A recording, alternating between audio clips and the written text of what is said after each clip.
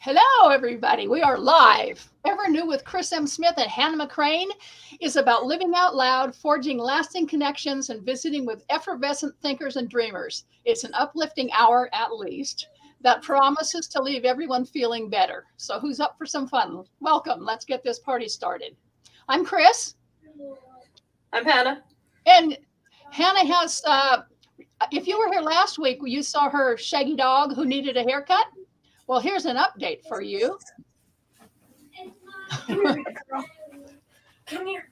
I thought the dog was beyond precious looking before. Wait till you see her now.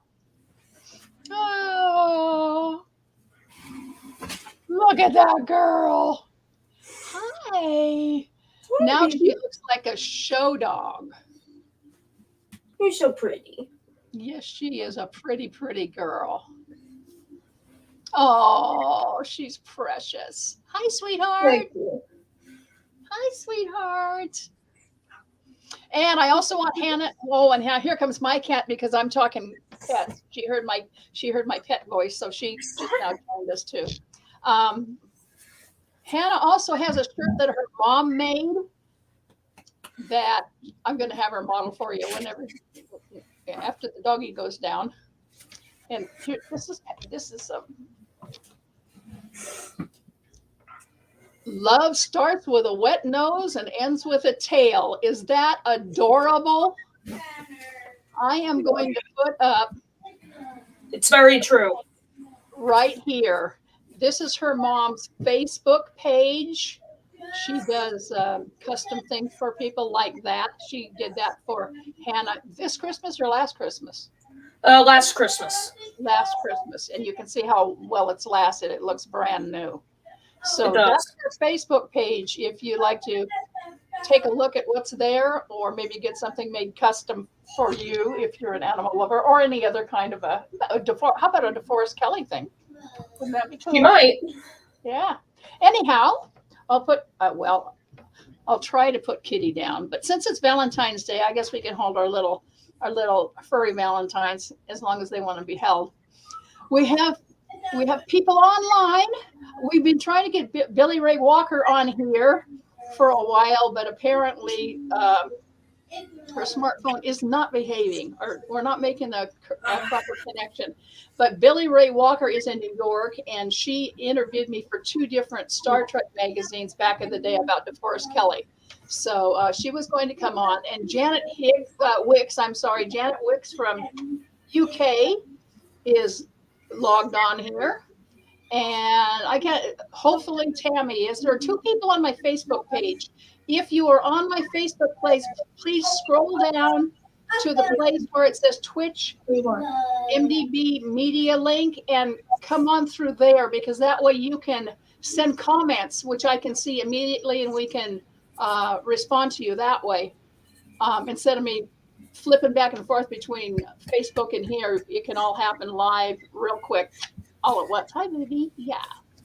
So we have 5 comments already. Let's find out who's going. If you're on and you haven't left a comment, please leave a comment with your name and where you're from and anything else you want to know. Let's see. Hi, guys. Hi. John Bart 1 says, hi, guys. Hi, John Bart. So cute. Yes, definitely. John Bart loves your T-shirt. Oh, thank you. Ayesha, I hope I say that right. Ayesha says good day once again. And John Bart says, I'm a doctor, not an animal collector. Yeah, Dee was an animal collector too. So we have some great news for you today, but I can't give all of my news right away. Can I put you down, baby girl? She says not right now. You want to get down? I want to give you some news. Mine's going to be a little cryptic at the moment, but my book, DeForest Kelley Up Close and Personal, is about to be published in a foreign language, and I can probably tell you which foreign language next show. I just can't do it right now. I'm on hold. My lips are sealed until then, but it's huge to have it published in another language, and I'll tell you more about it when it actually is official for me to say where and who. I will have the publisher and the translator on Evernew at some point to talk about that process. And one of them is a little nervous about his English, and I've talked to him already. I am, and he's fine with his English. He's just nervous. So he will be fine. He'll be totally understandable. It'll be absolutely great. So, and then Hannah has some cool news. We're on our Joyride segment right now. Well, first of all, congratulations, Kris. That's incredible. Thank you very much. The second one, my thing is that I'm an actor, and I had an audition last night, and it's looking pretty good. So, yay! Tell a little bit about the story. Tell a little bit about the play. So the play is called Murder in the Air. That's HEIR. And there's a very old, very sick, dying billionaire who gathers his only family, which are very few people, and all the people who've been working for him. He gathers them together to read the will. And the will is saying that they're all going to get, a lot of money. And then at the last minute, he says that will ends, like at midnight. And a new will comes in place that they're only going to be getting a little bit of money. Because he thinks he's found a way for him to be immortal.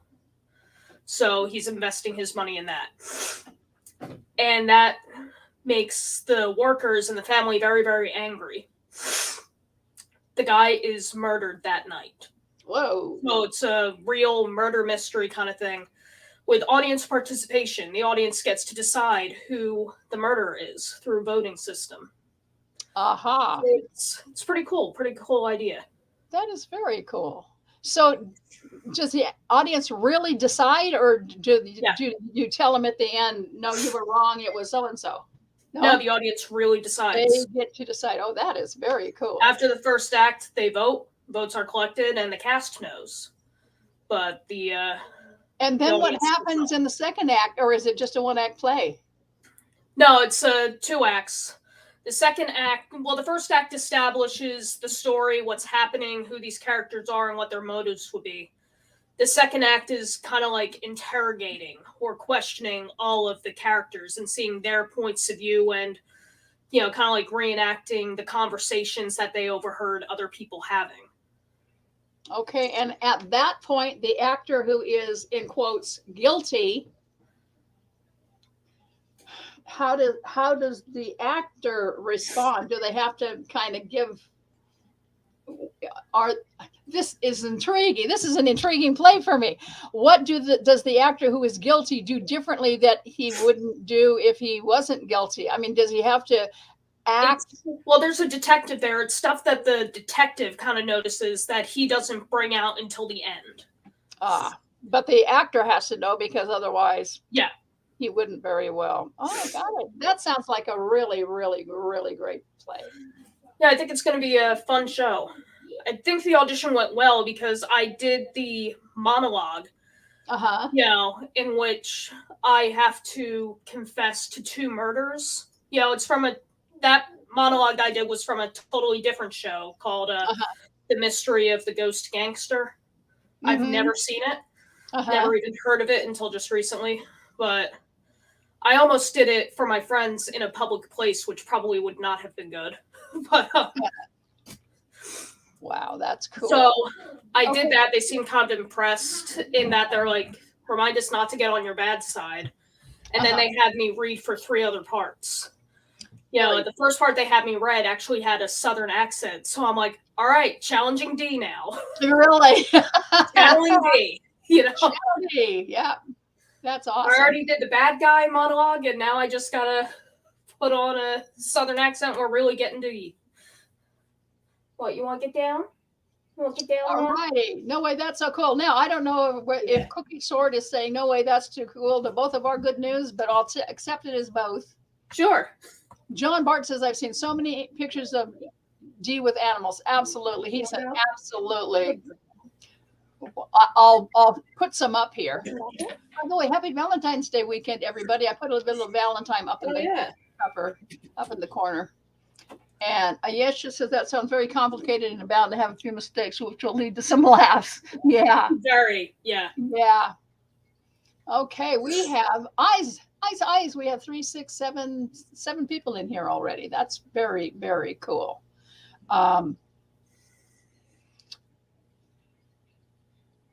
Dee was certainly a true Southern gentleman. Absolutely. I don't know what I think yesterday or the day before wrote an article in my wrote a blog, and that's where it's at. If you can just go to wordwhisperer.net and you'll see it. It's called Valentine's Day is All About Love, and so is DeForest Kelley.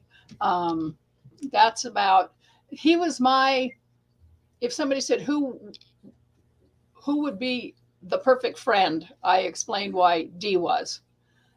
He was just intelligent, smart, witty, calm, really, he just was, he made you feel beloved. And he made fans that he had never met before feel beloved right away. And he tried to make them feel as comfortable with them as he could right away, so that you kind of felt like somebody could see you and see everything about you and still loved you, unconditionally. It was anybody who met him knows what I'm talking about. It's almost impossible to really put into words, but I did the best I could in this blog post. So you can go there if you want to take a look at that. I'm definitely going to check that out. Yeah, I had a lot of great comments on that, especially from people who had met Dee and said, yeah, absolutely, that's exactly what that was like. So that was cool. When my parents and my sister didn't get a chance to meet Dee until years and years and years after I had met him. And I had gone on and on and on about the Kellys for so long. They thought I was completely over the edge. They thought I was nuts. Nobody can be that good. In other words, I'm just, I'm besotted. And I said, you don't understand. I would love this guy. If he was our lawnmower, our lawn gardener. It has nothing to do with what he does for a living. I'm not actor crazy. I am that gentleman crazy. Yeah. And when my sister finally got to meet him, probably 10, 12 years after I had, she met him in my house, in my condo. And I don't remember if they embraced as they met or if they embraced as Dee and Carolyn left. But at some point, Jackie hugged Dee. And she told me later, she said, I have to say, I have never been hugged like that by anybody in my entire life.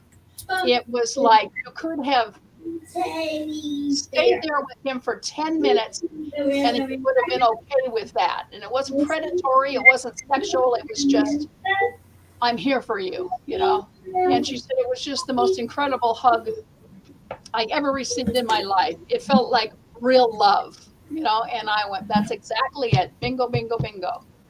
And that's the way he was with his words and with his deeds and with everything I ever had to do with it. Even when he was very, very sick, he was very appreciative, very kind, very patient. He was just everything you could imagine. One of the reasons I wrote the book is because after he passed away, I was working at Warner Brothers at the time. And as anybody who has worked in a movie studio knows, a lot of people put actors on pedestals and they really don't necessarily deserve that. They can be real scoundrels. So after Dee passed, they hadn't met him. They said, gee, he seemed like a nice guy. And I wrote the book to assure them he was a really nice guy. It was not an act. He was just that way. He was raised properly and he just treated everybody really, really great. So one of my reasons for writing the book was just to let people know, no, your concept of what you thought he is what he was. He was a true gentleman. So I'll throw up some photos here. I got to go into brand to do that, to show you some. John Bart was mentioning all of his animal stuff, and I'm going to see if I can find some of those animal. Here's one of him with Speaking Mark. of animal stuff, sorry I had to cut you off in the middle of that. No. Yeah. Sadie wanted to get down, but she still wanted to be in this area. Uh-huh. She likes to get into stuff that's not for her. Oh, yes. So when I caught her, yeah, I just had to tell her no, and now she's mad at me and doesn't want to be, in this general area anymore. I bet she'll get over it. Oh yeah, she will. And here's D and me with, now I'm trying to look for some of the other stuff of D with critters. Here is a picture, someone in Russia. Is this amazing? A Russian artist did this, D with his favorite serval, which of course was my serval. They saw that I sent picture. that to you. You sent that? Yeah. You sent me another one too. Yeah. Yeah, I remember of a Spock cuddling with a serval. Here's D with critters. The ones on top and the one on the right hand lower side. No, that's not true. The top right and the lower left were taken at the North Shore Animal League. The one above on the right was taken in Dee's backyard with his dog Cheers. That was before Fancy. And the one of him as the cowboy was taken somewhere on the set. There was a kitten on the set, and he had to pick it up and love on it. And and this is what he looked like when he wasn't holding animals in Westerns. He looked like he's a killer. Here's a drawing right at home in that Western Star Trek episode.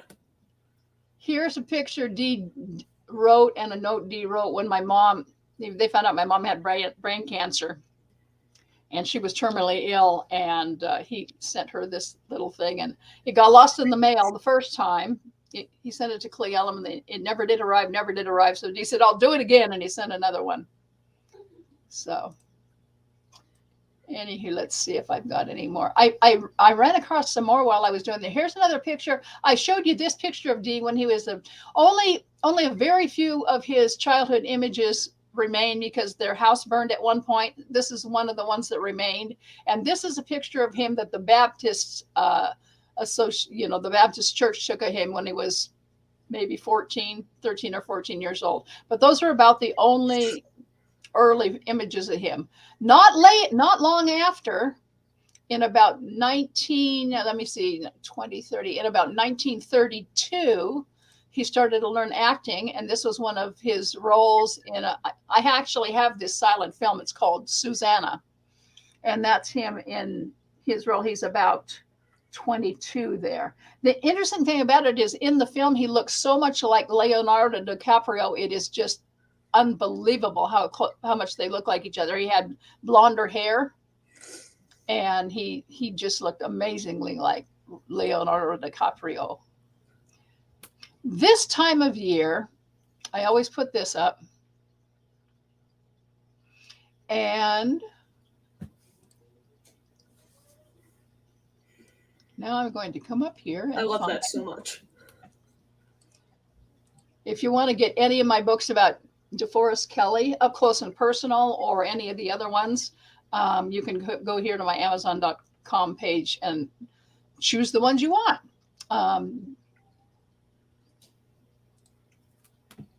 There's a series of 6 called Kelley Phone Tag. The rest of the story, after I wrote the first book, so many fans wanted basically to know every interaction I ever had with the Kellys, and the book was not long enough to do all that. So I ended up doing actually a 6-volume telephone tag, all the telephone calls we shared, that after each phone call, I would stop and I would jot down notes about what we talked about. Or I never would have remembered a third of it, because I realized as I was going through the thing that they made over 1,000 phone calls to me, and I would never have remembered that or known that if I hadn't gone back and date by date. Sometimes Carolyn called me 3 or 4 or 5 times a day. So I'm trying to find.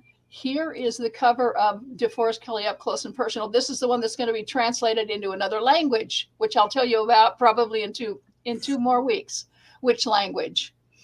The other one, the next one I did on D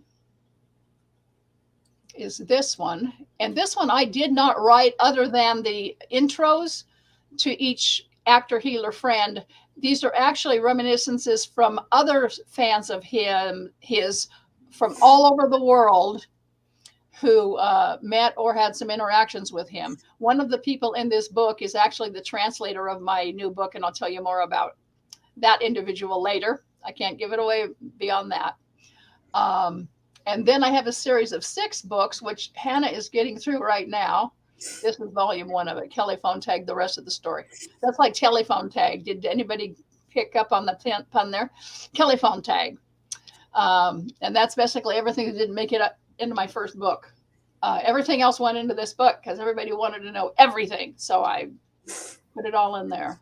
In fact, there are actually some interactions I had that weren't on the phone that weren't in the book either, that I thought I better put these in here because either a part of the meeting went into the book or, but not all of it. And there was still good stuff in it. So I put it in the telephone book. So, all righty. In the third book, which I'm reading right now, it actually gave me one of my quotes of the day. Oh, yes? What is it? I think we talked about this before. Most days I send a good friend of mine a quote of the day, which is something I read, hear, through media or off the streets that's just you wouldn't expect to hear. It was from Carolyn about one of the earthquakes. Something along the lines of, think of an earthquake the way you think of rape. Yeah. Inevitable, just sit back, relax, and enjoy the ride. I sent that to my friend. He got a kick out of it. I think he actually was, I didn't say who said it or anything. Yeah. I think he was wondering if Carolyn was okay. If I know. Been through something. I know. And I was kind of wondering that too. Really? I'm like, really, Carolyn? Okay. If I would have been like, are you okay? The one I remember her saying most often is, I think it's because I was always so hesitant to ask for photographs for me, let alone anybody else. But if anybody else wanted one, I could tell they were supercharged DeForest Kelley fan. I would sometimes ask for other people to, autographs. And she was going, Kris, just remember, if you don't ask, you don't get. If we don't know, we can't say yes or no. So yes, we can say yes or no, but you can ask. Always ask. And that's served me very well because it's like, you don't need to earn brownie points. You need to ask and let people know what you need, and they can say yes or no. And if it's no, it's okay too. You already don't have it. That in my personal life. So yeah, you already don't have it, so it doesn't hurt to ask. And if they can do that, then and they want to do it with joy, then yes. One example was when my mom and dad both at different times went to the hospital. Dee would always send Jack or Dorothy a picture of him in those scrubs from the voyage home. Yeah. And he would write, Dear Jack, if they give you any trouble, you know who to call, that kind of stuff. And he or she would take it to the hospital, and all the doctors and nurses and everybody would fall all over themselves because they had this photo from, this patient had this photo from Dee, this personal relationship with Dr. McCoy. And so they would ask Dad, can you get a picture for me? And Dad would say, Kris, do you think it would be all right? I said, Dad, it's fine. It's fine. Because Dee loved signing photos to doctors. He loved it. And he always signed it to doctor, whoever the doctor was. Mm-hmm. The real McCoy, R-E-A-L McCoy, from the real McCoy, R-E-E-L McCoy, and then he'd sign his name at the bottom.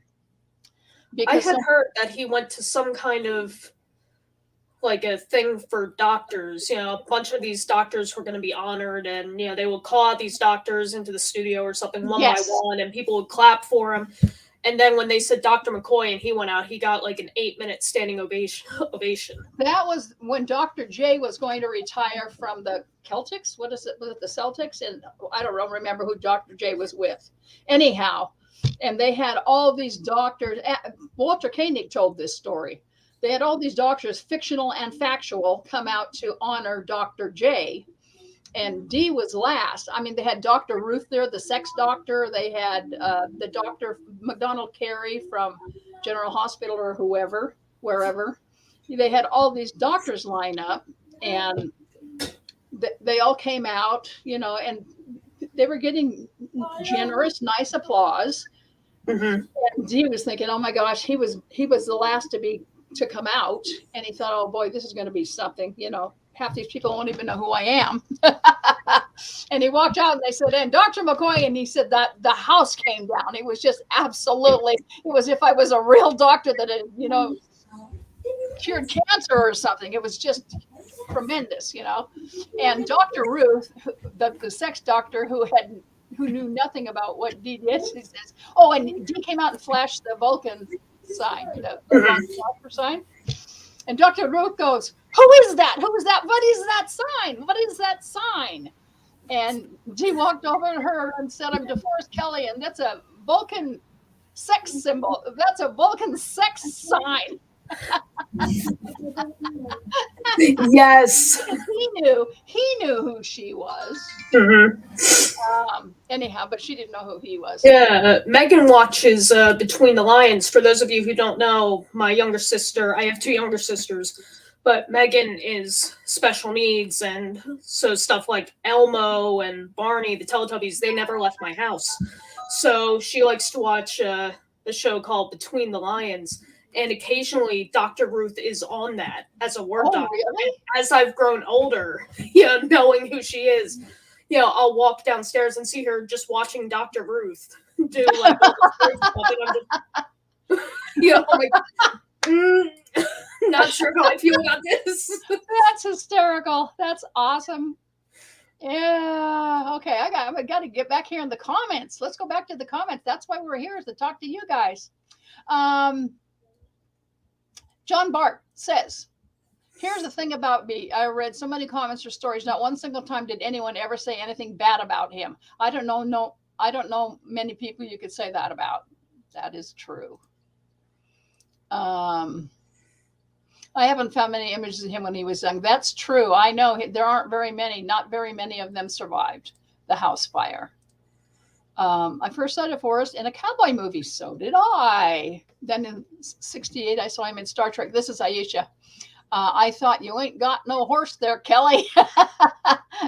He thought that too. But it was Wagon Train to the Stars. So there you go. They did do a Western episode, Spectre of the Gun. Pardon? Right. He did Gunfight at the OK Corral 3 different times. Mm-hmm. He did it on a You Were There episode that Walter Cronkite narrated. He did it. He was Morgan Earp in Gunfight at OK Corral with Burt Lancaster. And he did Spectre of the Gun. And he said, now I'm waiting to do it as a musical. My favorite moment is when Dee was reacting to Bill Shatner. Dee said, damn it, Bill, you're an actor, not a singer. Uh-huh. But I heard he could sing. I heard Dee could sing very well. He could sing.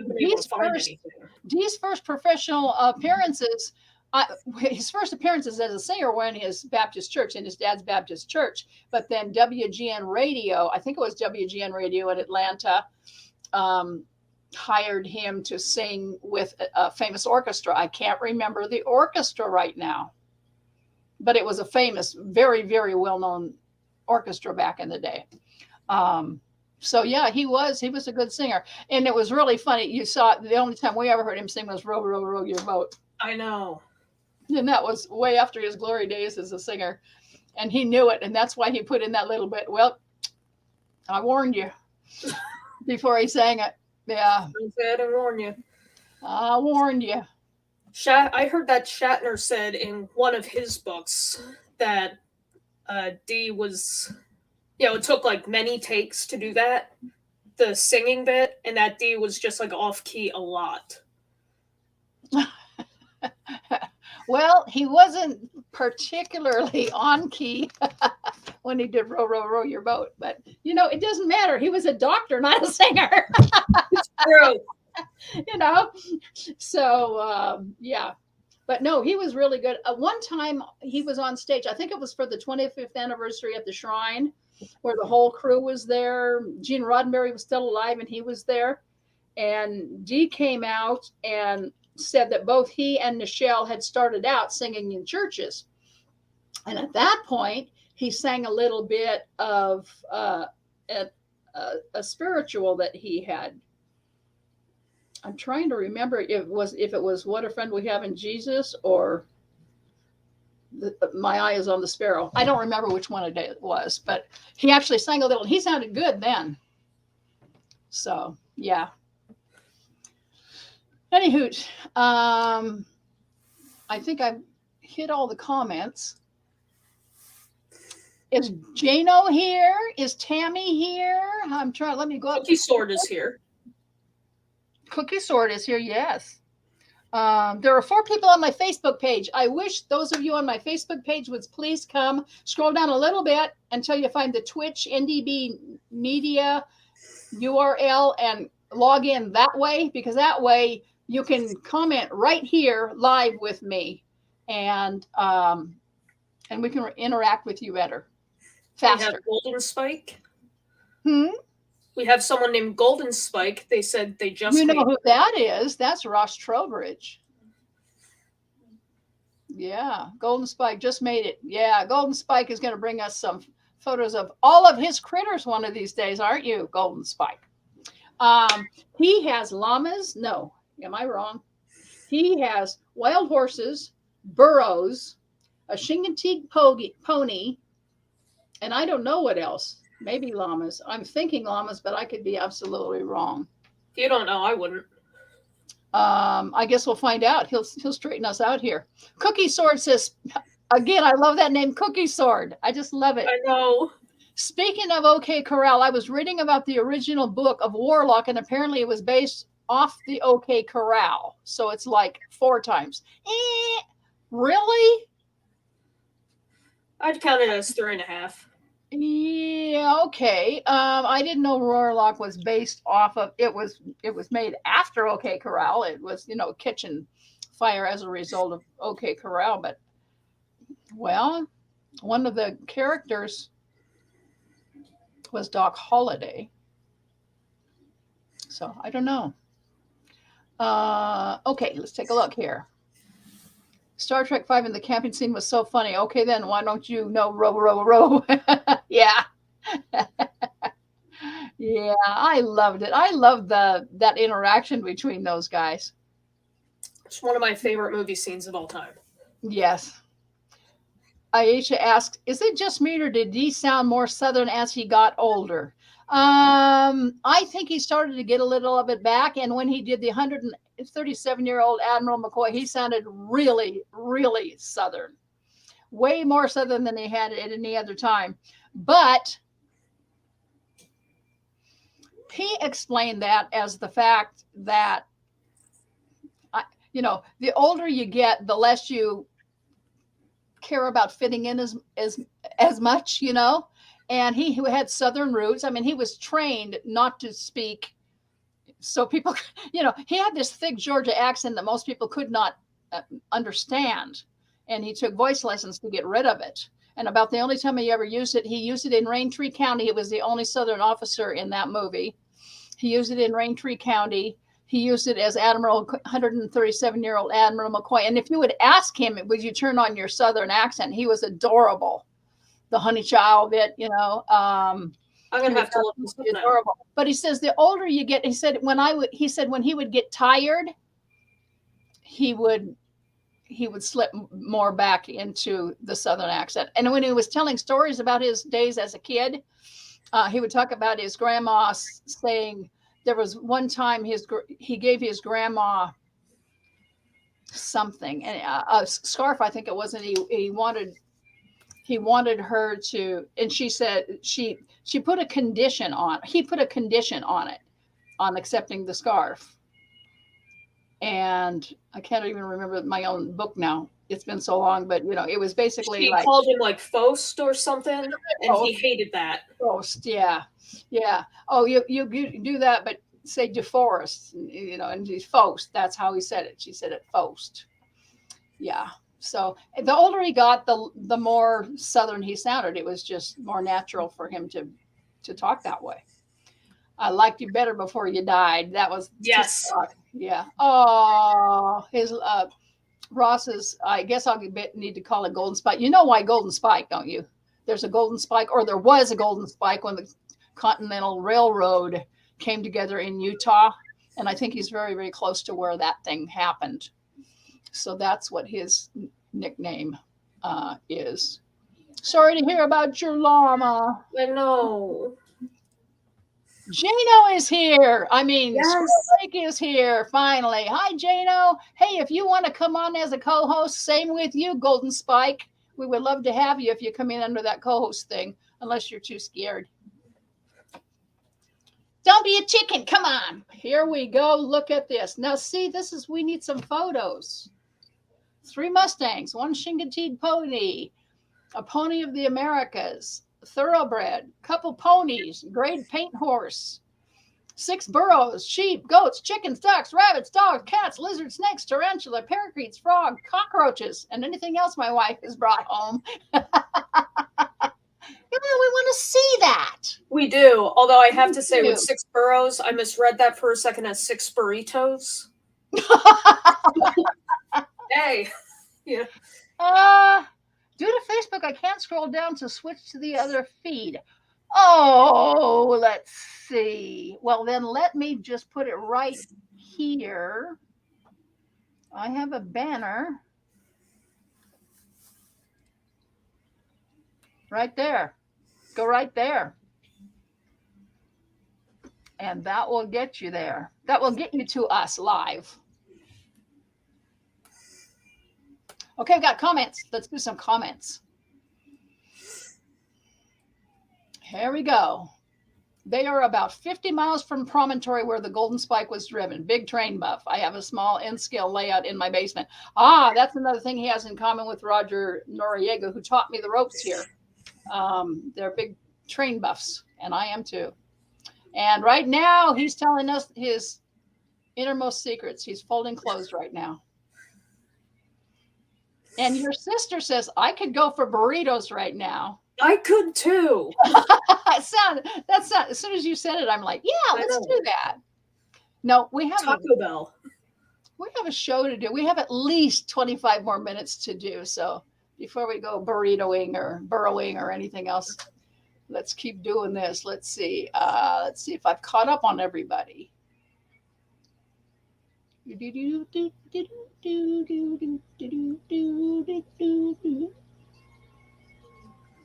I think I got all the comments going here.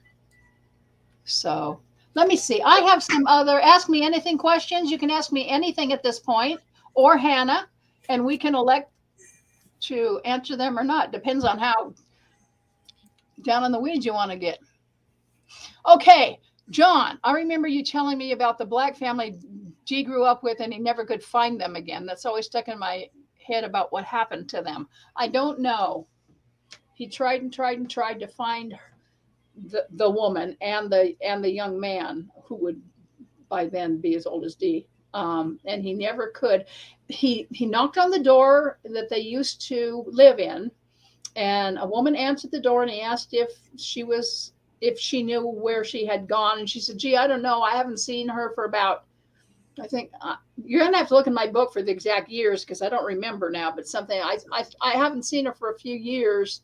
Last I saw her, she was in a rolling chair. That's what they call wheelchairs down there. Mm-hmm. Last time I saw her, she was in a rolling chair. And every single interview he did, TV or radio, while he was there for this Atlanta Star Trek thing, he said, if I think her name was Emma Banks, if Emma Banks or her son or anyone related to her, is in the sound of my voice, please contact this studio. I would like to reconnect with you, because he really, really wanted to help them out. They lived on a street called Needmore Street, and he said a street had never been more aptly named. everybody on that street needed more than they had.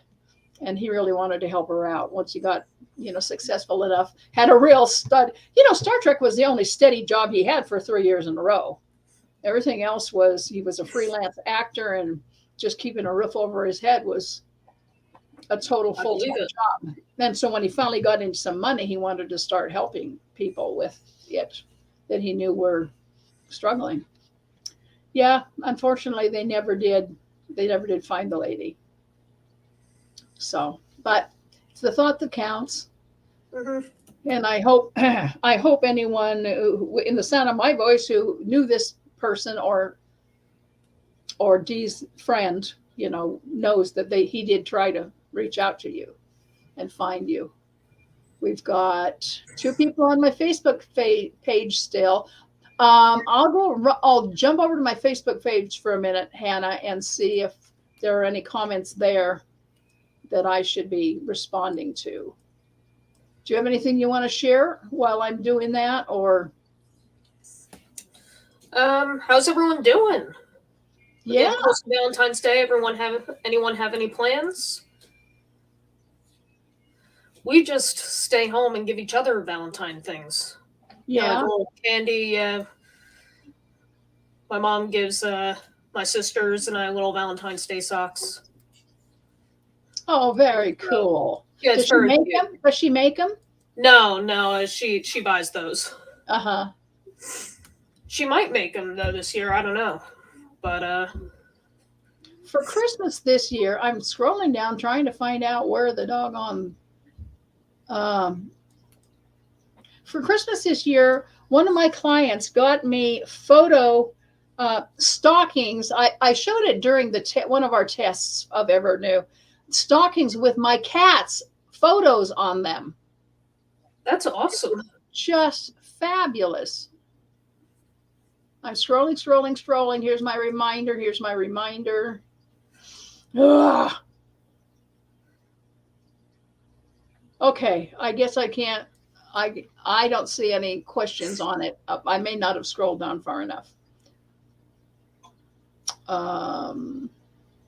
What modern day TV show or movie do you think Dee would fit in the cast the best? Modern day. Do you have any ideas on that, Hannah? I don't know. I know that he was scheduled, if he hadn't been already under contract to do the Star Treks, he was going to be in. He wanted to be in Lonesome Dove, and they wanted him, the TV series. But that's still how many years old is that? He's been gone 20 years, so that's not very recent. He loved playing a bad guy, so almost anything that would be a bad guy. There aren't too many Westerns going on. He really was a cowboy at heart. He loved doing Westerns. And he said he most enjoyed being bad guys because I think it's because it was so alien from what he was as a good guy. He just had fun chewing up the scenery and being scary. Maybe BBC Sherlock. He could have been a bad guy there. Right. The villains. One of the newest one he was a bad guy in was in 1972. Again, that's a long time ago. He was going to do they did a pilot. Warner Brothers did a pilot that was based on the Cowboys that the movie John Wayne did. And he was in that pilot, but it didn't go. Yeah, he said he was a lazy actor. I think part of that was, he kept getting roles that he could have done for the money. But they were all so much like the roles he had done. They had him pretty well typecast after Dr. McCoy. Who's going to believe this guy is a bad guy? Well, the opposite was the true. When they tried to get him to be a good guy the first time, they said nobody will believe him as a good guy because he'd been a bad guy for so long. Well, after Dr. McCoy, it was like, he said, they keep sending me doctor roles. And he wasn't so poor then that he couldn't say no to things that didn't float his boat. He said he would have given his left arm to do Quantum Leap, though. He said that's the kind of show that an actor could really, really get into. And because there were so many different roles you could play. Firefly. Is that a show? I've heard this name. Is this a show? I don't know. Um, I'm more of a YouTube person, so I don't really okay. know too many modern shows. Yeah. You know what? My TV's been broken for so long. I finally just got one the other day, and now I'm catching up on the old stuff. I haven't seen any of the new stuff recently. So I think Firefly is a recent TV series or movie or something. Oh, you know what? I have another joy thing I want to share. This week, I went and saw a movie that was hardly advertised at all, but it's still out. And if you're an animal lover, it is excellent. It's called The Wolf and the Lion. And it's a story. A wolf and a lion were raised together because they came together under unusual circumstances and were raised from a cub and from two cubs to adulthood. And they still live in Alaska, wild and free. I mean, not wild. Somebody's caretaking them, but they're free. And it's a really, really great, it's an edge of your seat story because if you know animal lovers and the fact when an animal gets loose, usually they end up dead. I will tell you the story ends well, so you don't have to worry, as I did on the edge of my seat for 2 hours, that the story ends fine for the animals. So don't worry that you're going to have a tearjerker at the end. You'll have a tearjerker, but it'll be a good tearjerker. So it's called The Wolf and the Lion, and I think it's wonderful. I think the acting could have been a little better, but the animals, they took photos of these animals out in the wilds playing with each other throughout their growing up period. And I would say at least a half of the movie is just watching them cavort with each other. It's just a delightful, delightful thing to watch. So, Cowboys in Space, only part of one season. He would have been a great guest villain. Yep. Yep.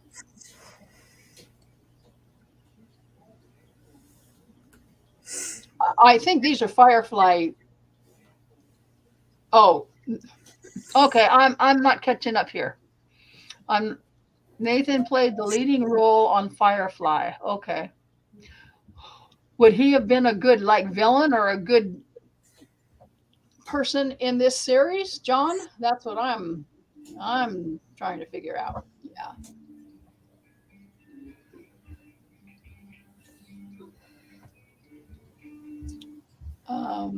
Okay.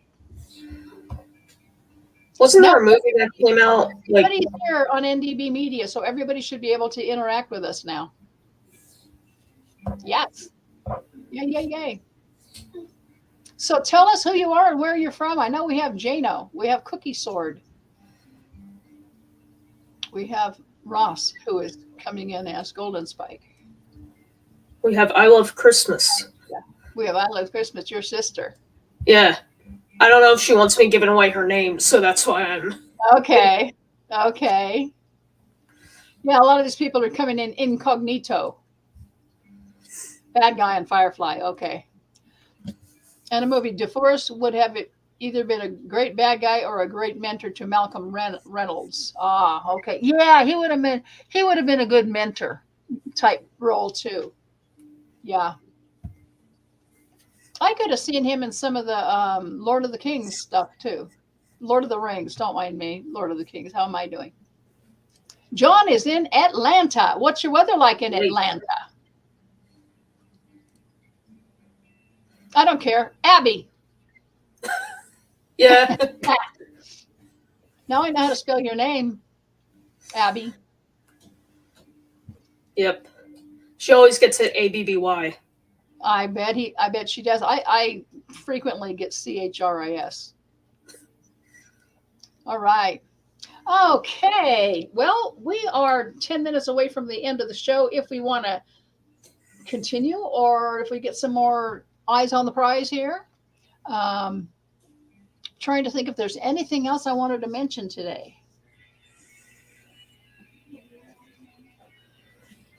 I have a couple questions, if that's all right. Sure. So there's a lot of other blogs, about Dee and websites, places where fans can get together.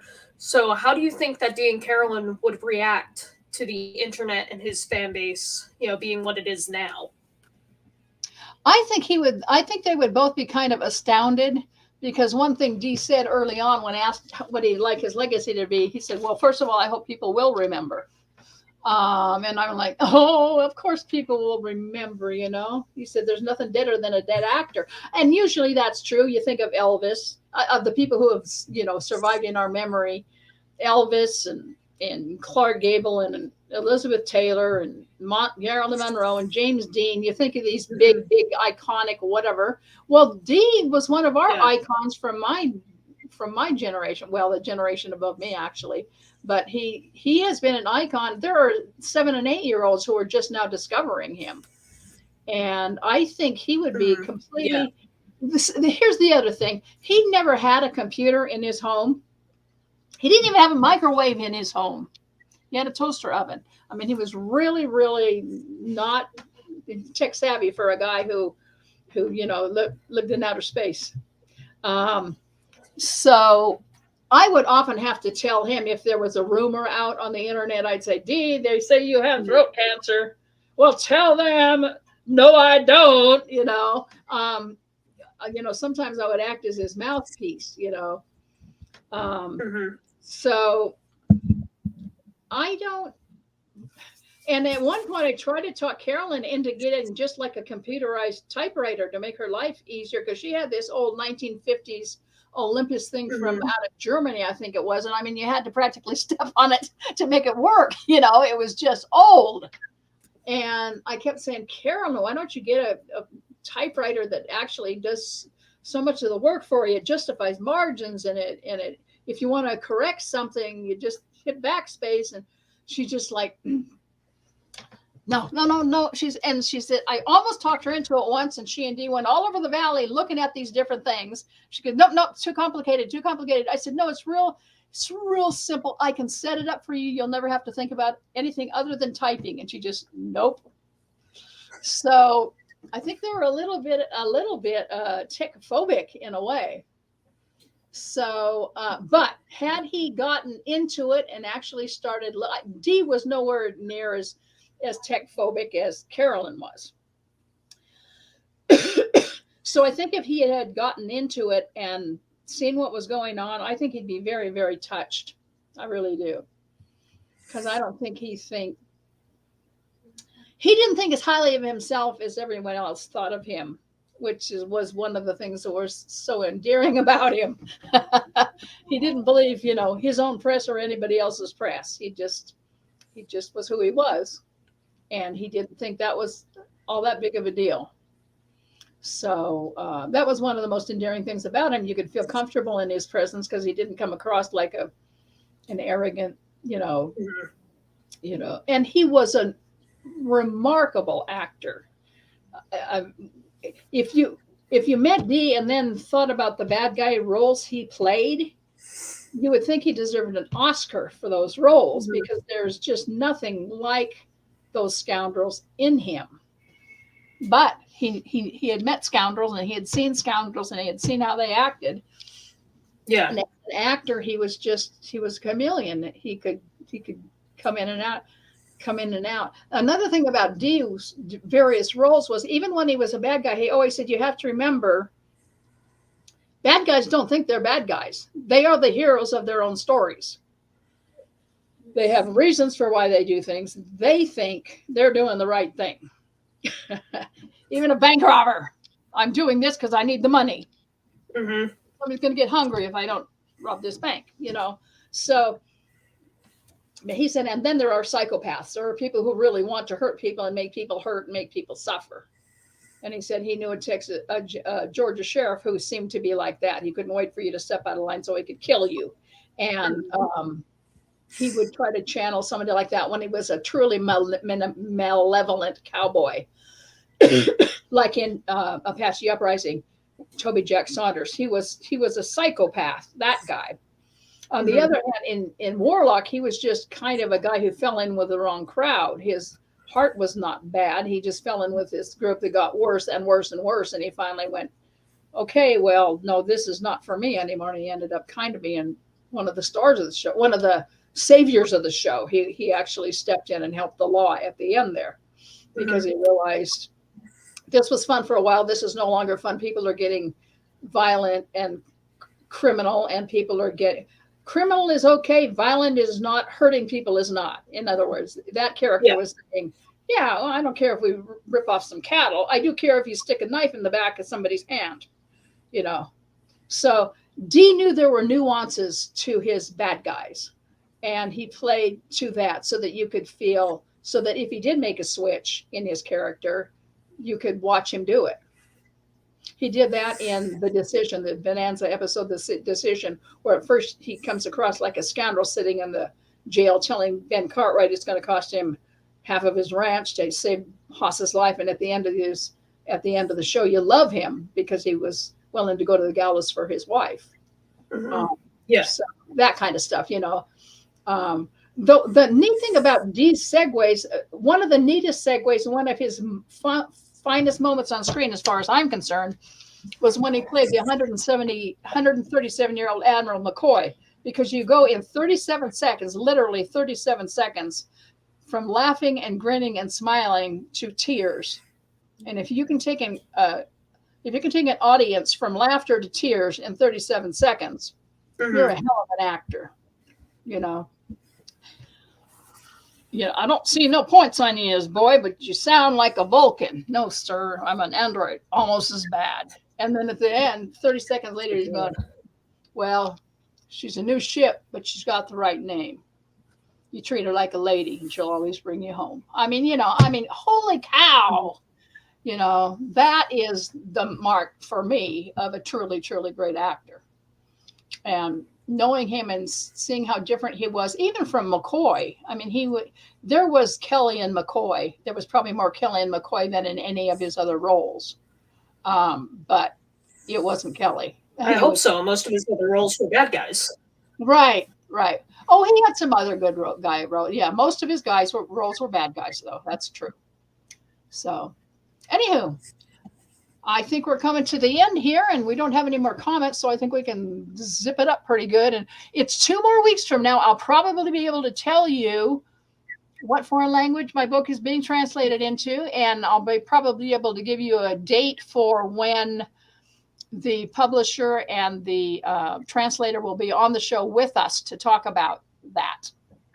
So, Mama of Star Trek jumping. Oh, your mom is trying to get on. And she's having trouble connecting at Lowe's. Yeah. Okay, Leonard Nimoy said Dee was so good as an actor, just like he walked off his front porch. That's right. He was just, it looked so easy.